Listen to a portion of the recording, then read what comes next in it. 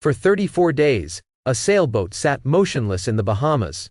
On the morning of Mother's Day, 2026, that same boat was seized by the United States Coast Guard 40 miles offshore in the middle of a violent storm.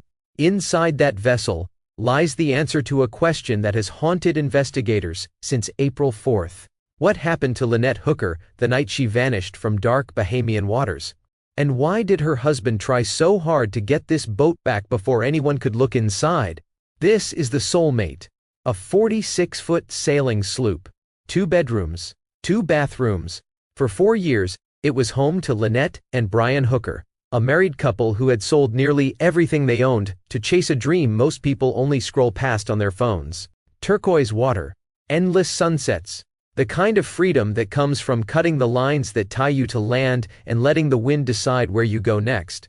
They called themselves co-captains. They documented their journey on social media under the name Sailing Hooker.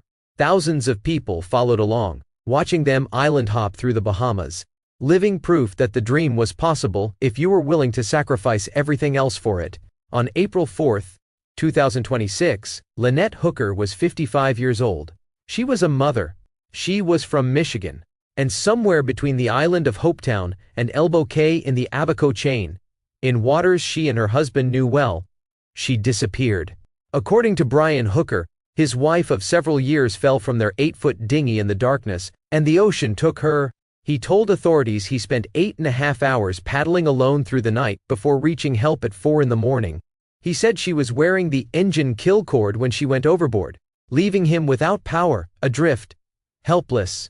But in the weeks that followed, a different picture began to emerge.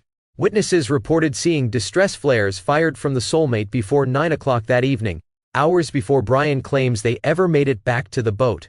A timeline that doesn't add up. A husband arrested and released. A boat that sat waiting in a harbor for more than a month, while federal investigators built their case in silence.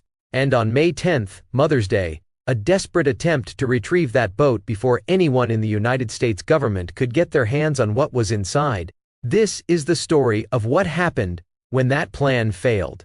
If you've been searching for in-depth coverage of cases that don't get told anywhere else, you're in the right place. This is the Dark Evidence Chronicles, where we go deeper than the headlines and stay with the story until the truth comes out. Hit that like button if you appreciate journalism that doesn't look away, and subscribe so you don't miss what happens next. Because in this case, there's always a next. To understand what was lost, you have to understand what Lynette Hooker gave up to get it. 55 years old. A mother to a daughter named Carly Ellsworth. A woman who had spent decades living a conventional life in Michigan before deciding that conventional wasn't enough anymore. The sailing life wasn't an impulse. It was a dream she had carried for years, the kind of dream that whispers to you when you're stuck in traffic, or staring at the same 4 walls, or watching the seasons change through a window that never opens. She sold nearly everything: furniture, keepsakes, the accumulated weight of a landlocked existence. She and Brian pooled what they had and bought the Soulmate, a vessel big enough to live on full-time but small enough that it required both of them to run it efficiently. That detail matters. Brian himself said it in an interview with CBS News after Lynette disappeared.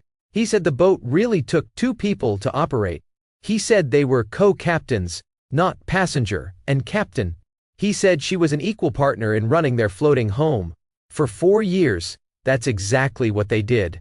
They sailed, they posted, they became part of a community that exists in the margins of the mapped world, a network of liveaboards and cruisers who gather in anchorages and marinas from Florida to the Caribbean and beyond. It's a tight world. People know each other, stories travel, reputations matter. The Hookers were part of that fabric, documenting sunsets and island stops and the kind of photographs that make people in cold, landlocked places feel the familiar sting of longing. The Bahamas became their backyard. Marsh Harbor, Hopetown, Elbow Cay, Aunt Pat's Bay. These weren't tourist destinations to them. These were neighborhoods. The Soulmate was moored in Aunt Pat's Bay off Elbow Cay, tethered to what's called a mooring ball, a permanent anchor point that boats can tie up to instead of dropping their own anchor.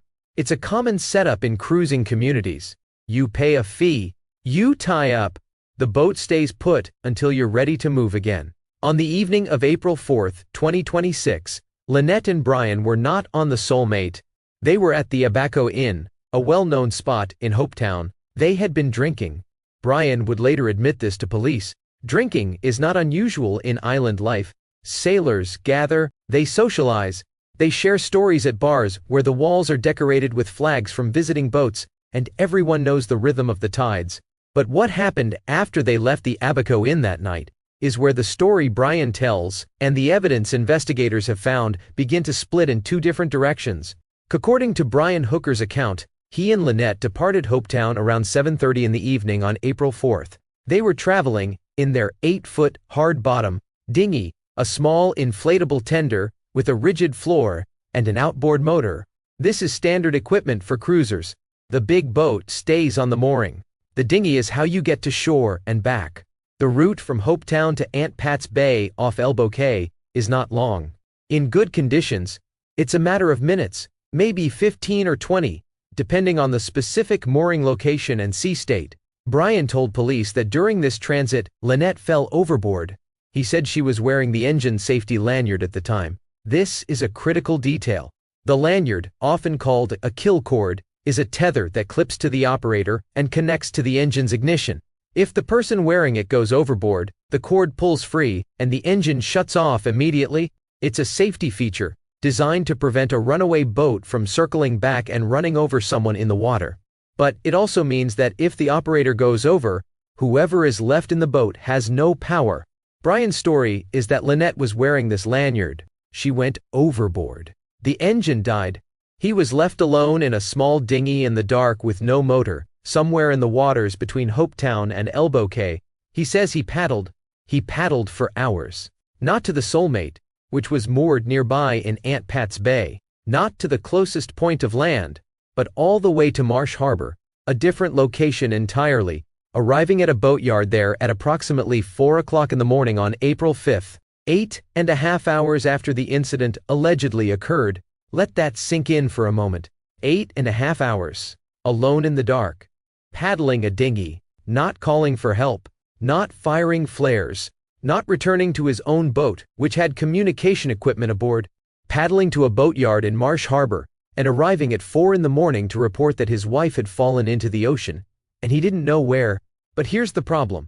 Multiple witnesses have reported that distress flares were fired from the Soulmate before 9 o'clock that evening. Not from a dinghy adrift somewhere between Hopetown and Elbow Cay. From the Soulmate itself, the 46-foot sailboat moored in Aunt Pat's Bay. The boat that Brian claims he and Lynette never made it back to that night. This is not a minor discrepancy. Flares are not accidental. They are deliberate distress signals. Someone aboard the Soulmate, before 9 p.m., on April 4th, fired flares into the sky. If Brian and Lynette never made it back to the boat, who was aboard? If they did make it back, why does Brian's story place them in a dinghy in the middle of the ocean at that time? And if Lynette was already gone by then, why would Brian be firing distress signals from the very boat he would later claim he never reached? The search that followed found nothing. Bahamian authorities, joined by volunteer boaters and cruisers who knew these waters, scoured the area. The ocean between Hopetown and Elbow Cay is not infinite. Currents are known, drift patterns are predictable. But Lynette Hooker was not found, not her body, not her clothing, not a single physical trace. On April 8th, 4 days after Lynette disappeared, Brian Hooker was arrested by the Royal Bahamas Police Force. He was held as a possible person of interest, not charged, not formally accused, but detained while investigators tried to make sense of a timeline that didn't align and a story that had too many holes. During this period, Bahamian authorities obtained a warrant and searched the Soulmate. They removed electronics, a digital video recorder, tablets, cell phone equipment. Lynette's Apple Watch was noted as a point of interest early in the investigation, though it's unclear from public reporting whether it was aboard the boat or what data it may have contained. Brian was held for 5 days. On April 13th, he was released without charges on the recommendation of the Department of Public Prosecutions, pending further investigation. He was free to go, and he did. He left the Bahamas and returned to the United States, citing a need to be with his ailing mother. The Soulmate stayed behind, still tied to its mooring ball in Marsh Harbor, still sitting in Bahamian waters, still waiting. 34 days. That's how long the soulmate sat on that mooring ball. 34 days of stillness, of hot Bahamian sun, of occasional reports from people who would drive past the harbor and confirm that yes, the boat was still there, still tied up, still in the same spot where Brian Hooker had left it when he returned to the United States. To anyone watching casually, it might have seemed like nothing was happening, but that would be wrong. Something was happening. It was happening slowly, it was happening quietly, and it was happening in two places at once. In the Bahamas, the soulmate was being watched. People in the sailing community knew what boat it was. They knew whose boat it was. They knew what had happened, or at least what was alleged to have happened, and they kept eyes on it, not officially, not as part of any organized surveillance, but because that's what happens in a community this small when a story this dark touches one of their own. Word travels, people talk, and everyone wanted to know what would happen next. In the United States, the Coast Guard Investigative Service was building a case. CGI's is not a search and rescue operation. It is a criminal investigative service. Its agents are sworn federal law enforcement officers operating under the Department of Homeland Security with authority to investigate violations of U.S. law within maritime jurisdiction. Worldwide, they don't wait for permission. They don't announce their moves. They gather evidence, conduct interviews, and build cases that can withstand the scrutiny of federal prosecution. On May 5, more than a month after Lynette disappeared, the Coast Guard issued a public request for information. They were looking for a specific sailboat that had been moored near the soulmate in Aunt Pat's Bay on the night of April 4. A mystery vessel. Someone had been there. Someone might have seen something. Someone who had not yet come forward. As of the last available reporting, that sailboat and its occupants have not been publicly identified. That question remains open. While investigators worked in the background, another story was unfolding in public. Carly Ellsworth, Lynette's daughter and Brian's stepdaughter, became the engine driving this case forward in the court of public awareness. She posted videos from the Bahamas. She retraced the dinghy route her stepfather claimed to have taken. She sat with investigators. She returned to the soulmate, the boat that had been her mother's home, and tried to find something, anything, that would make sense of what had happened. She asked questions that no one in an official capacity had fully answered yet. Her advocacy mattered. Cases like this can disappear when the family stops pushing, media moves on, public attention fades, the machinery of investigation grinds slowly, and unless someone keeps the pressure on, it can grind to a halt. Carly did not let that happen. She kept her mother's name alive. She kept the questions circulating, and she kept watching. While Carly was fighting for answers, Brian Hooker was working on something else. He wanted his boat back. Legally, he had every right to it. He owned the soulmate. He had not been charged with any crime. Under the law, that vessel was his property, and there was no standing order preventing him from arranging to retrieve it. The problem was logistics. He was in the United States. The boat was in the Bahamas. And a 46-foot sailing sloop is not something you just hitch to a trailer and drive home. He needed what's called a delivery captain. In the sailing world, this is a legitimate profession. When a boat owner needs to move a vessel across open water but cannot or does not want to make the trip personally, they hire a professional sailor to take the helm. Delivery captains do this for a living. There are networks for it, websites, forums. It's a niche industry, but it's established and well understood among people who live on the water. Brian started looking for someone willing to make the crossing. According to reporting by journalist Ashley Banfield, who has covered this case extensively, Brian had been shopping for delivery captains for weeks before the soulmate ever left Marsh Harbor. Banfield is a credible voice in this story. She had sources.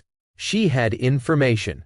And she made a deliberate choice not to broadcast certain details while they were still developing, because she didn't want to tip anyone off that the boat was about to move. What Banfield confirmed is this: multiple professional delivery captains turned Brian Hooker down. Not because the job was difficult, not because the route was dangerous, but because they knew exactly who was asking and what the context was.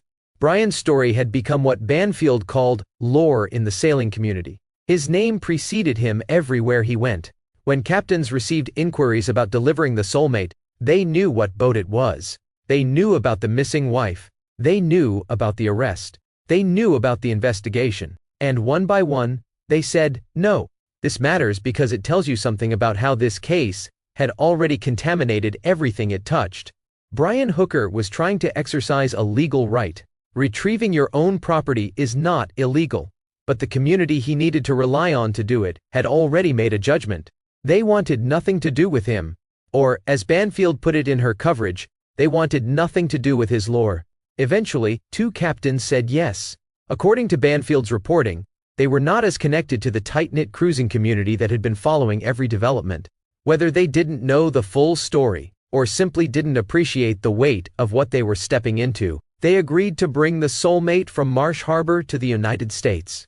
They provisioned the boat, food, fuel, water, everything you'd need for a crossing that normally takes about 24 hours depending on weather and wind, and on Friday, May 8th, they departed. Carly knew. She posted a video saying she was aware that 2 men she had never seen before were aboard her mother's boat, and that the vessel was moving. She said they had turned off their GPS. She said it was hard, knowing her mom wasn't a text away anymore. That video was posted on Mother's Day weekend. What Carly didn't know yet was what was about to happen 40 miles offshore. We're halfway through this story, and if you're still here, it means you care about cases that don't get the attention they deserve. That's exactly why the Dark Evidence Chronicles exists. We don't chase trends. We follow the evidence, and we don't stop until the questions get answered. If that's the kind of content you want to see more of, smash that like button and subscribe so we can keep doing this work. Now let's talk about what happened when the Coast Guard found that boat in the middle of a storm. When the soulmate left Marsh Harbor on May 8th, its automatic identification system, known as AIS, was active. AIS is standard maritime tracking technology. It broadcasts a vessel's position, speed, heading, and identification to other ships, and to shore-based receiving stations. It's how the maritime world knows where boats are. It's public, it's expected, and for large vessels or boats on international passages, it's often required. Ashley Banfield was watching. She had the tools to track the soulmate in real time, and she knew the moment it moved. The boat's initial speed was logged at 6.4 knots. That's confirmed. She could see its heading. She could see it moving northwest, away from Marsh Harbor, toward the United States. And then, the signal went dark. Not gradually, not a slow fade as the boat moved out of range. The AI's transponder was turned off. According to Banfield's reporting, it happened shortly after the soulmate departed the harbor. One moment, the boat was visible on tracking systems. The next, it wasn't. Banfield described it in her coverage using a single word. Boom. The AIs went off. Just like that. There are legitimate reasons a boat might disable its AIs in rare circumstances. Equipment failure, sensitive navigation areas. But for a routine crossing from the Bahamas to Florida on a 46-foot recreational sailing vessel, having the AIs on is the default. It's normal. It's expected. And when a boat that the entire country has been watching for more than a month suddenly goes dark the moment it leaves port, the absence of a signal is itself a signal. There was a backup. Within the cruising community, there's a voluntary app called No Foreign Land. It's a position-sharing platform that sailors use to let other boaters know where they are. It's not law enforcement. It's not government. It's a community tool. And according to Banfield, the soulmate was broadcasting on No Foreign Land for part of the crossing after the AIs went dark. People who knew to look for it could still track the boat. But then that signal went off too. The soulmate was now running completely dark. No public AIs, no community tracking. Nothing that the average person monitoring from shore could use to see where the boat was or what it was doing. 2 delivery captains, who didn't fully understand what they'd signed up for. A 46-foot sloop, heading somewhere into the Florida Straits, and the public had gone blind. But the United States Coast Guard had not. This is where you need to understand something about federal maritime law enforcement. The idea that turning off a consumer-facing tracking app makes you invisible to an agency with radar coverage, air assets, satellite coordination, and multi-agency intelligence sharing is a profound miscalculation. The Coast Guard's Southeast District operates across the Florida Straits, the Bahamas, and the Caribbean approaches. They do not rely solely on AIs, they have other means. And when a vessel is under active criminal investigation by the Coast Guard Investigative Service, those means are deployed. Banfield reported that she believed aircraft were following the Soulmate to maintain eyes on its location after the tracking went dark. That's not speculation. That's how these operations work. You don't let a 46-foot piece of evidence sail away into open water and hope you can find it again later. You track it, you follow it, and when the moment is right, you move. That moment came on May 9th, Saturday, roughly 40 miles offshore, and according to Banfield's description of the conditions, it was brutal, a severe storm, the kind of weather she compared to the Andrea Gale, the fishing vessel made famous by the book and film, The Perfect Storm. Waves, wind, dangerous seas, and somewhere in the middle of that, the Coast Guard came alongside. A Coast Guard vessel approaches. They hail by radio. They come aboard. The boarding is conducted under federal authority. The crew is identified. The vessel is inspected. And in this case, the Soulmate did not continue to wherever Brian Hooker thought it was going. The boat was taken. Ashley Banfield has offered an analytical reconstruction of what that moment likely looked like. She's clear this is her interpretation, not a verbatim recording, but it's based on how these situations typically unfold. The delivery captain, finding himself boarded by federal agents in the middle of a storm, would have contacted Brian Hooker. That's standard practice. The person who hired you needs to know what's happening. And Banfield's version of that call goes something like this. Mr. Hooker, we're not going to be able to deliver your boat. The Coast Guard is aboard right now. They want the boat. Brian Hooker was not on the Soulmate. He was somewhere on land in the United States. His exact location has not been confirmed in public reporting, but he had been back in the country since mid-April, citing his ailing mother as the reason for his departure from the Bahamas. He was monitoring the situation remotely. He had spent weeks searching for captains willing to make this run. He had been turned down repeatedly. He had finally found two who said yes. The boat had left.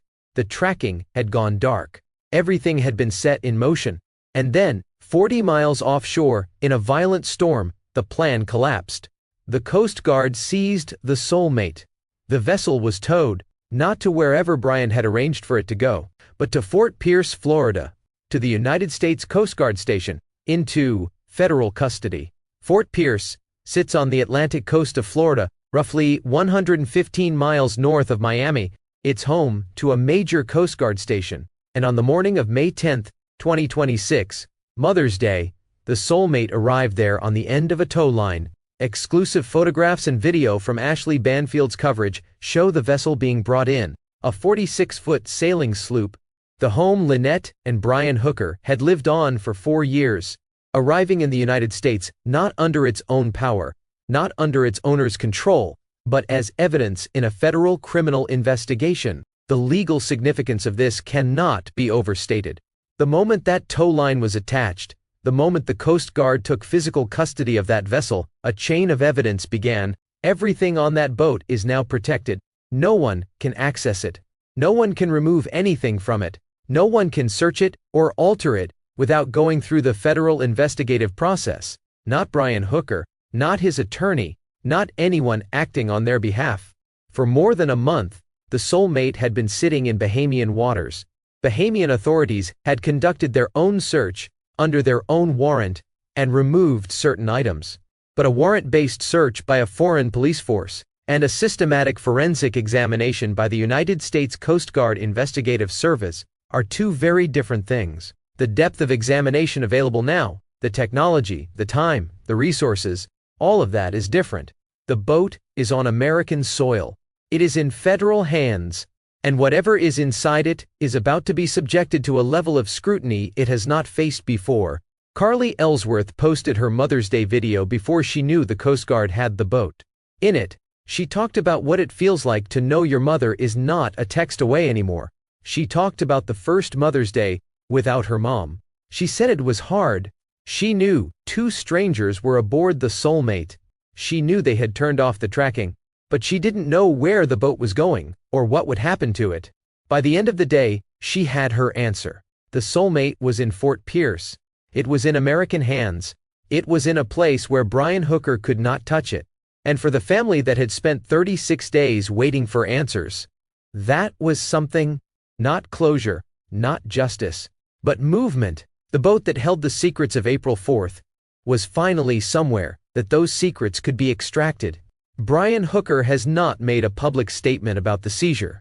His attorney, Crystal Hauer, who represents him in the United States, was contacted by CBS News earlier in May. On a separate matter, she hung up the phone. She has offered no public comment about her client's boat being taken into federal custody. There has been no statement from Brian's Bahamian legal representation, no press release, no explanation, just silence. The people who have spoken are the ones who have been speaking all along: Lynette's family and the journalists who refuse to let this story fade. When the Coast Guard Investigative Service examines a vessel seized in a case like this, they are not just walking through and looking around. They are conducting a forensic examination of what may be a crime scene. A crime scene that has been sitting in salt water and sun for more than a month. A crime scene that was searched once before by Bahamian authorities but not torn apart. A crime scene that is also a home, which means every surface, every hidden space, every piece of equipment has the potential to tell part of the story. Start with the structure. The Soulmate is a 46-foot sailing sloop with 2 bedrooms, 2 bathrooms, a galley, a salon below deck, and a cockpit open to the sky. Lynette Hooker lived on that boat for 4 years. Her DNA is everywhere. But investigators are not looking for the ordinary traces of a woman who called this place home. They are looking for something more specific: evidence of violence. Blood that was cleaned up but not entirely removed. Biological material in places it should not be. Signs of a struggle. Signs of a cleanup. Forensic technology can find things the human eye cannot see. Luminol reveals blood traces even after aggressive cleaning. Alternative light sources can expose bodily fluids. Swabs can be taken from drains, from bilge spaces, from the cracks between floorboards. A boat is a contained environment. If something happened aboard the Soulmate, if Lynette was harmed on that vessel, there is a chance that evidence remains. Then, there are the electronics. This is where the investigation gets particularly interesting. The Soulmate was a modern cruising sailboat equipped with sophisticated systems. According to independent maritime forensic analysis, the boat had what is called a Signal K server. This is a networked data logging system that records far more than just position. It logs wind speed, boat speed through the water, heading, depth, battery status, every instrument feeding into the system, and it does so at a resolution far finer than a standard chart plotter. The Signal K server covers the complete incident window, everything that happened at or near the Soulmate between 7:30 p.m. on April 4th and 4 a.m. on April 5th is potentially recorded in that system. Was the boat's engine running? Was the boat moving? Were systems activated that shouldn't have been? Every question about what was happening aboard that vessel during the hours Brian claims he was paddling alone in the dark has a potential answer in that server. It is worth noting that Bahamian authorities already removed some electronics during their initial search: a digital video recorder, tablets, cell phone equipment, but what they took and what remained are 2 different inventories. The Coast Guard now has the hull, the structure, the hidden compartments, the things that were not removed, the things that may have been returned after the Bahamian search, and the systems that cannot be taken out without dismantling the boat itself. There is also the chart plotter, the navigation system that records where the boat has been and where it was programmed to go. There are the vessel's logs, if any written records were kept. There are Lynette's personal effects, her clothing, her shoes, the items that should be there, but are not. And there is the question of her Apple Watch, referenced early in the investigation as a point of interest.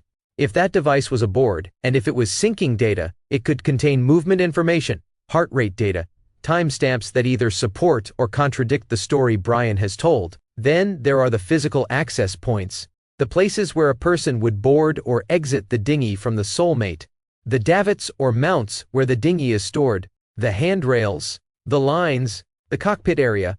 In a scenario where someone went overboard from a dinghy, you would not necessarily expect to find evidence on the mother ship.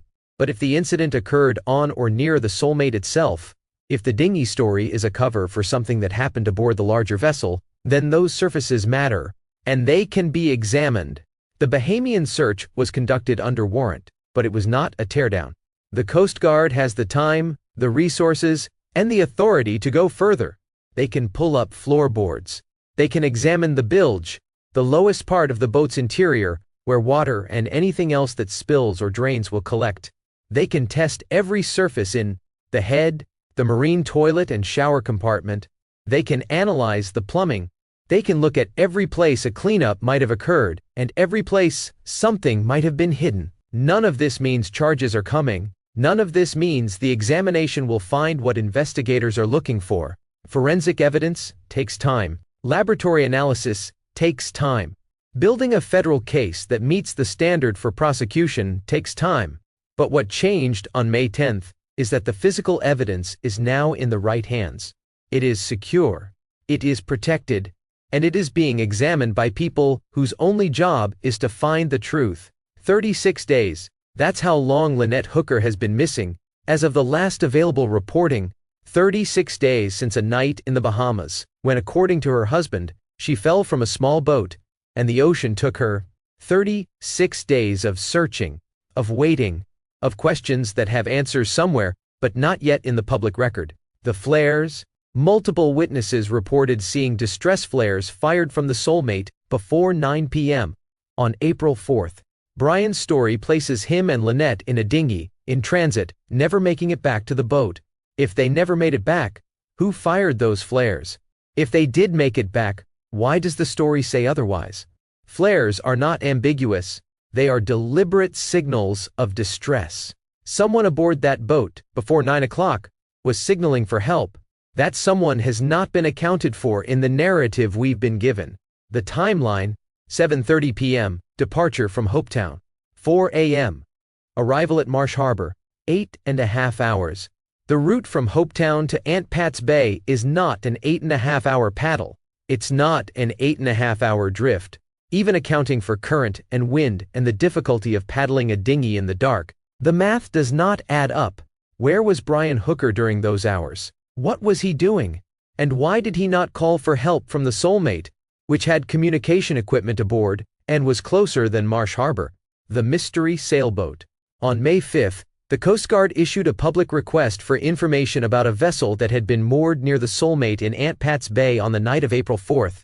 Someone was there. Someone might have seen something. Someone who has not come forward. That sailboat and its occupants remain unidentified in public reporting.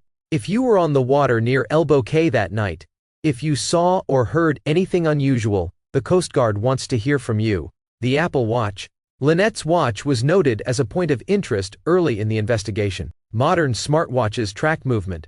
They track heart rate. They timestamp activity. If Lynette was wearing that watch when she disappeared, the data on it could answer questions about what happened to her and when, whether that watch is in evidence, what data it contains, and what that data shows has not been made public. The delivery captains. Why did Brian Hooker's search for professional sailors take weeks? Why were so many unwilling to take the job? And why, when two finally agreed, did the tracking systems go dark almost immediately after departure?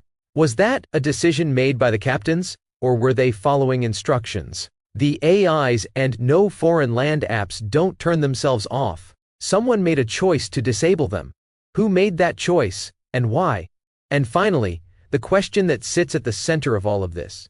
What happened to Lynette Hooker on the night of April 4, 2026?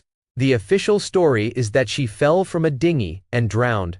But the evidence that has emerged since then, the flares, the timeline, the community's reaction, the federal government's decision to seize the boat, all of it suggests that the official story is not the full story. Something else happened that night.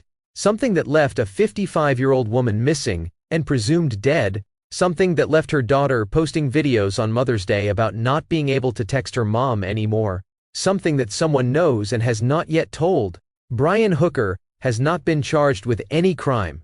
That is a fact, and it is important. In the United States, people are presumed innocent until proven guilty in a court of law.